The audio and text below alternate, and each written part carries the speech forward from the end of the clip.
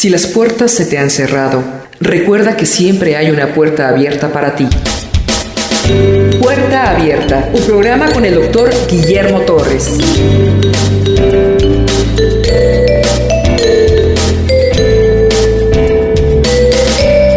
Estamos terminando el último capítulo 16 de esta bellísima carta de Romanos, escrita en el año 53, 57 de nuestra era, desde el puerto de Corintios, cerca de Cencrea, y dirigida a una iglesia que el apóstol Pablo no conocía, la iglesia de Roma. Pablo comienza a despedirse después de esta bella carta. El grupo feminista a nivel mundial ha afirmado que nuestro apóstol Pablo es un hombre misógino. Usted sabe que la misoginia es el rencor, el resentimiento y la ira hacia la mujer. Entonces, quizá ellos, basados en el versículo de 1 de Corintios, que dice que la mujer calle en la congregación, en ese y otro par de versículos, este grupo argumenta que nuestro querido apóstol Pablo es un hombre misógino. No es así. Interesante es por qué a las mujeres de Éfeso, por qué a las mujeres de Roma, de Tesalónica, de Colosas, ¿por qué no les dice lo mismo? Que callen en la congregación. No era realmente importante que la mujer callara en la congregación, uno. Segundo, cuando lo dice en Corintios, se trata de un problema particular que estaba sucediendo en Corintios. Pablo no era misógino porque se va a usted dar cuenta la gran cantidad de mujeres de las que se despide en esta carta y con qué cariño lo hace refiriéndose a cada una de ellas. Iniciando con Febe. Febe, mujer maravillosa, que es la encargada de llevar en su mano la carta de Corintios a Roma. Una mujer diaconisa.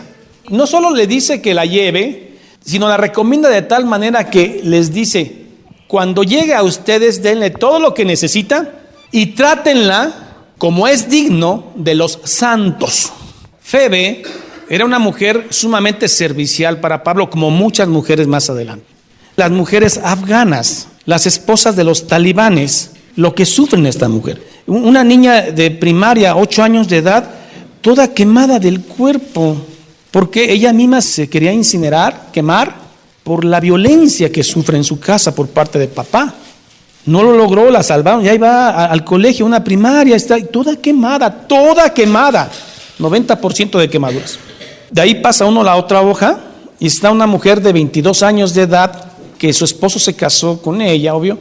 Desde el primer día la empezó a golpear. La golpeó tan fuerte en una ocasión que escapó. Eso fue una gran ofensa para el talibán.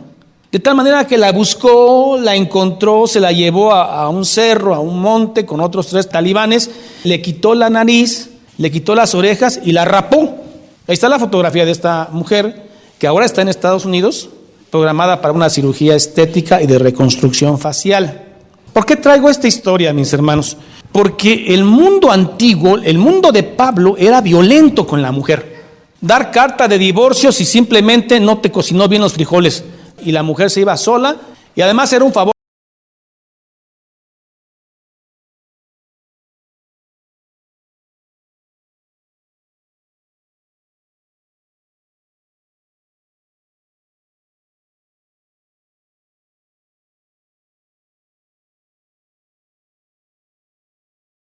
La cual ha trabajado mucho entre vosotros. Saludar a Andrónico, que es hombre, y a Junias, mis parientes y mis compañeros de prisiones. Los comentaristas dicen que esto de mis parientes se refiere a mis paisanos. Como cuando usted manda un saludo a Nueva York, ¿no? Dice, salúdame a mis paisanos que están allá, ¿no? Así es, saludad mis parientes y mis compañeros de prisiones. Imagínese a un apóstol como Pablo sufriendo prisiones, mas nunca lo veo enojado, amargado por las prisiones. Y tiene a Andrónico, un matrimonio, y Junias, que fueron compañeros de prisiones con ellos, los cuales son muy estimados entre los apóstoles que también fueron antes de mí en Cristo. Pasemos a otro asunto. Hay 3 nombres, hay Amplias, Urbano, Estaquis, Apeles y Aristóbulo. Los 3 primeros se cree que eran esclavos. ¿Cómo es posible que en una iglesia pequeña estén estos 3 primeros hombres, dentro de ellos Amplias, que eran esclavos. Y en ese mismo lugar está Narcio o Narciso. Era el secretario de gobernación del emperador, del hombre más poderoso del mundo, de la Roma. Estaba en una iglesia cristiana conviviendo con gente que era esclavos. Para que se dé usted cuenta que el cristianismo es el único, por decir, la única religión que es capaz de romper las barreras étnicas, socioeconómicas, de género y de todo lo que el hombre pueda levantar como muralla. El cristianismo dice, no hay varón, no hay hembra, no hay judío, no hay griego, no hay esclavo, no hay amo. Son todos uno en Cristo Jesús. Más socialista y más comunista no podía ser. Imagínense el secretario particular del emperador en la misma iglesia con Amplias y otros 2 esclavos. En la casa de Aristóbulo, ¿cómo habrá sido esas reuniones de estas iglesias que se daban en casas con gente tan prominente económicamente y gente que era esclavo? ¿Se habrán dicho hermanos en la iglesia? ¿Narcio le habrá dicho a Amplias hermano en Cristo? Siendo que uno era esclavo y el otro era el secretario del emperador. Yo supongo que sí, porque la doctrina cristiana así lo dice. Que hubiera una iglesia cristiana para puros ricos, iglesia cristiana para puro pobre, iglesia cristiana para medio socioeconómico medio. Jamás la escritura dice eso. Ahora sois uno en Cristo Jesús. Vemos la necesidad del segundo a bordo del Imperio Romano, Narcio, declarando que él necesita a Cristo para vivir. Y Amplias, un esclavo, diciendo lo mismo, necesito a Cristo para vivir. Saludad a Amplias, amado mío en el Señor. Saludad a Urbano, probablemente otro esclavo, nuestro colaborador en Cristo. Y a Estaquis, amado mío. Saludad a Apeles, aprobado en Cristo. Saludad a los de la casa de Aristóbulo. Se cree que Aristóbulo no era cristiano. No le manda un saludo a Aristóbulo, le manda a la casa de Aristóbulo, pero no a él. Ahora, otro punto, hermanos, que quiero abarcar. En la época del apóstol Pablo había esclavitud. ¿Por qué Pablo jamás escribió contra la esclavitud humana? Levantarse en contra de los amos porque la esclavitud es mala. Todo lo contrario. Onésimo y Filemón, la carta de Filemón. Onésimo se había escapado, era esclavo. Había gente que huía de su amo porque eran amos malos. Y Onésimo se había escapado. Onésimo conoce a Cristo. Pablo lo evangeliza y le confiesa que él se había escapado. Y no solo eso, no sé si le había robado o le había hecho mal a Filemón, que era su amo.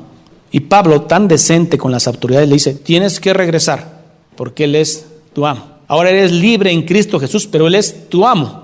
Pero vas a regresar con esta carta, la carta de Filemón, donde Pablo le dice a Onésimo, trátalo como si fuera mi propio corazón. De joven pedí yo cartas de recomendación, y ahí decía la carta, ahí te encargo al doctor Guillermo Torres, si puedes, dale trabajo. Hijo, yo agarraba la carta y esta no me sirve, decía yo. Si puedes, ayúdalo. ¿Cómo había yo querido una carta de recomendación como la de Pablo al esclavo Onésimo, diciéndole a Filemón, trátalo como si fuera mi propio corazón? Pablo le escribe a esclavos y les dice a los esclavos, trabajen para su amo, pero no para el ojo del amo, sino para Jesús, porque Jesús los ve. Y al amo les dice, trátalos bien, como si fueran tus hermanos. Una carta de recomendación efectiva es cuando dice, ¿sabes qué? Dale trabajo. No es mi hijo, pero es como si fuera mi hijo. Pero eso de si puedes darle trabajo, pasamos a otro punto. Saludad a Herodión. Se cree que Herodión era familiar de Herodes, mi pariente. Saludad a los de la casa de Narciso. Narciso es el hombre que les digo, que era secretario del emperador, de la casa de Narciso, los cuales están en el Señor. Estaba convencido que amaban a Dios. Saludad a Trifena y a Trifosa, las cuales trabajan en el Señor. Saludad a la amada Pérsida, la cual ha trabajado mucho en el Señor. Hay algunos escritores bíblicos que dicen que Pablo quedó en la orfandad de sus padres cuando ellos se enteraron que Pablo se hizo cristiano. Imagínense, todo el dinero invertido en Pablo, antes Saulo, para que fuera fariseo. ¿Qué habrán pensado los papás de Pablo cuando él regresa diciendo que ahora ya no es judío, ahora es cristiano, que ya no está sometido a la ley, sino a la gracia? ¿Cómo le habrá caído eso a los padres que invirtieron tanto en Pablo? Y un hombre que anda en la orfandad, pues también busca una mamá hechiza o postiza o como sea, pero que le provea lo que la otra mamá le dejó de dar. Ahora sí vamos a ver qué tiene que ver esto con esto. Saludad a Rufo. De acuerdo a la historia, Rufo es el hijo de Simón de Cirene. Fue el hombre que ayudó a cargar la cruz a nuestro Señor Jesucristo. Era un hombre que venía de sembrar, de las labores agrícolas, y le dice el romano, ya no puede, ayúdalo con la cruz. Ese es Simón de Cirene. Su hijo es Rufo. Saludad a Rufo, escogido en el Señor, y a su madre y mía. Lo que pasa es que la mamá de Rufo trató con tanto cariño a Pablo, que Pablo, en esta parte tan pequeña y desapercibida, Pablo le está diciendo como si fuera mi madre. Tanta gente que llega necesitando un papá y una mamá a las iglesias. Y hay mujeres y hay hombres que acogen a los huérfanos en un sentido, los abrazan, les dan cariño. Y a Pablo le pasó así. Y por eso dice, saluda a su mamá y mía. Sigamos. Saludad a Asíncrito, a Flegonte, a Hermas, Patrobas, a Hermes y a los hermanos que están con ellos. Saludad a Filólogo, a Julia, a Nereo y a su hermana, a Olimpias, y a todos los santos que están con ellos. Si el apóstol Pablo no conocía la iglesia de Roma, ¿cómo es que le manda saludos a tanta gente? En la época de Pablo, la gente viajaba mucho en el Imperio Romano.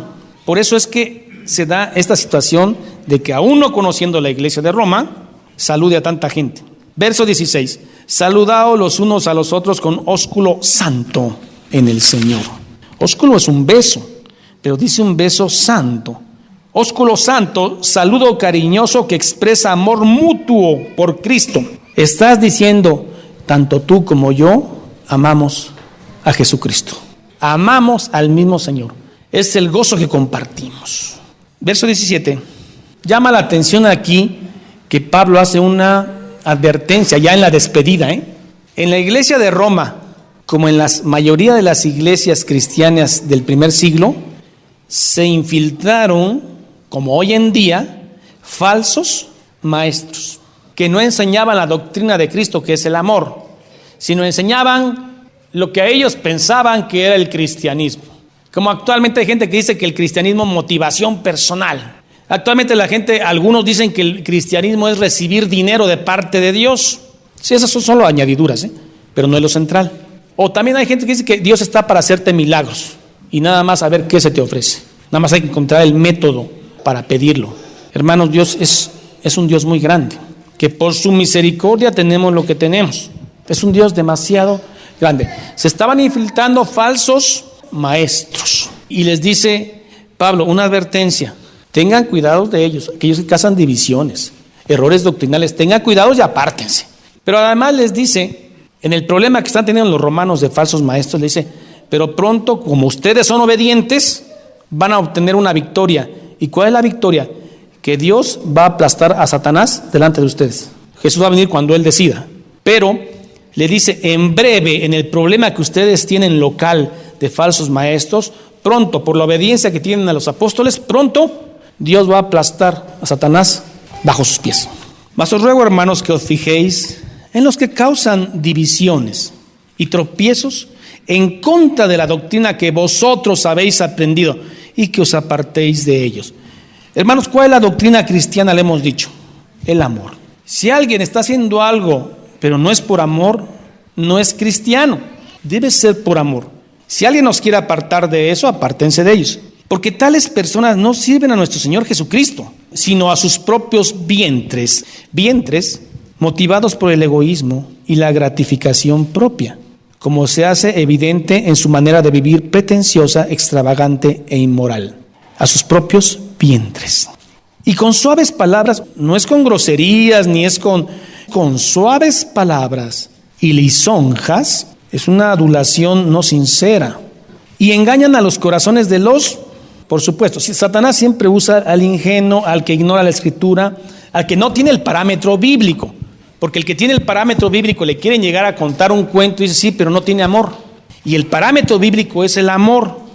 El que es débil en la fe, el que ignora muchas cosas, el que es ingenuo, se presta a esto porque ignora.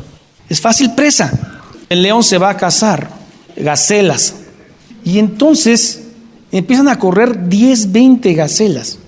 Pero siempre él atrapa a la que está débil. coja, lastimada, no puede correr. Y esa es la que se va rezagando en la estampida, y esa es la que se come. Es lo mismo. Miren cómo dice Pablo: porque la obediencia de ustedes ha venido a ser notoria. Así que me gozo de ustedes, porque quiero que sean sabios para el bien e ingenuos para el mal. Hermanos, usted sea tonto para hacer el mal y sea listo para hacer el bien. No se me da, es que no se me da. No, pero es que tienes que vengarte. Pero no le sé cómo hacer. Mejor déjalo, soy muy tonto para esto. Así está bien. Pero para hacer el bien, sé listo. Y es lo que le está diciendo: que seáis sabios para el bien e ingenuos para el mal. Y el Dios de paz, si son obedientes, aplastará en breve a Satanás bajo los pies de ustedes. La gracia de nuestro Señor Jesucristo sea con vosotros. Y siguen las despedidas, como cuando alguien no se quiere ir, ¿no? Pero bueno, os saluda Timoteo, Lucio, Jasón, un hospedador de Pablo en Tesalónica, y Sosipáster, a uno que conoció ahí en el libro de Hechos, mis parientes. Y luego en el verso 22, el escribiente, el secretario, quiere salir en la foto, ¿no? Y dice: yo, Tercio, que escribí la epístola, os saludo en el Señor. Ya que estoy escribiendo la carta, pues que salga mi foto, porque Pablo la dictó y Tercio era el secretario. Os saluda Gayo, hospedador mío, y de toda la iglesia. ¿Qué quiere decir? ¿Dónde estaba Pablo? En Corintios. ¿En dónde se reunían? En la casa de Gayo. Os saluda Gayo, hospedador mío, y de toda la iglesia. Os saluda Erasto, tesorero de la ciudad de Corintios, un puesto político y económico fuerte. Y él era hospedador de la iglesia. La gracia de nuestro Señor Jesucristo sea con todos vosotros. Amén. Y termina con una doxología final que es una alabanza a Dios. Y al que puede confirmaros, según mi evangelio, el de Cristo, y la predicación de Jesucristo, según la revelación del misterio que se ha mantenido oculto desde tiempos eternos. Había un secreto oculto desde los tiempos eternos, pero que ha sido manifestado ahora, y que por las escrituras de los profetas, según el mandamiento de Dios eterno, se ha dado a conocer a todas las gentes, para que obedezcan a la fe. Al único y sabio Dios sea gloria mediante Jesucristo para siempre. Amén. ¿Qué es ese misterio? Primera de Pedro 1, 10, 12. Antes que se escribiera el Antiguo Testamento y el Nuevo Testamento, Dios era un misterio. ¿Qué evidencia? No había Biblia, no había escritos del Antiguo Testamento. La persona de Dios era un misterio, hermanos. A través de Moisés empieza a vislumbrarse la gracia de Dios. Empieza a manifestarse la persona de Dios en el Antiguo Testamento. No quedaba claro en el sentido de que se había prometido un Mesías y el Mesías no llegaba. Muchos profetas inquirieron, dentro de ellos Isaías decía: vendrá de una virgen, nacerá en Belén, sufrirá dolores, pero no quedaba claro. Y de pronto, mi hermano, hace 2000 años, llega la luz divina. Dios visitando la tierra a través de un niño recién nacido en un sucio establo de la olvidada Belén. Y entonces la luz llegó al mundo. Y entonces los apóstoles fueron inspirados y escribieron el Nuevo Testamento para que todos creyeran. A eso se está refiriendo. Los que profetizaron de la gracia, ¿quién es la gracia? Jesús. Que profetizaron de la gracia destinada a vosotros, a nosotros, inquirieron y diligentemente indagaron acerca de esta salvación. Isaías, Ezequiel, decían: viene y viene así. Y diligentemente indagaron acerca de esta salvación. Se está refiriendo a Jesús. En el Antiguo Testamento comienza a entrar la gracia, la luz, pero en el Nuevo Testamento, mi hermano, aparece la luz misma, Jesucristo, Dios en persona, visitando a los pobres, a los humildes, a los enfermos, a los cojos, paralíticos, ciegos, menstruosas, leprosos, todo aquel que quiera arrepentirse conocerá de él esa gracia dada a ustedes. Si se habla de un pecado que no puede ser perdonado, que en el Nuevo Testamento dice: al Espíritu Santo no será perdonada blasfemia, se habla de esto, que la gente no creyó en Jesús. Eso no será perdonado. A eso se refiere. La luz estuvo entre nosotros y no lo conocieron, lo crucificaron. Pero la luz llegó. Lo crucificaron y resucitó y Él vive.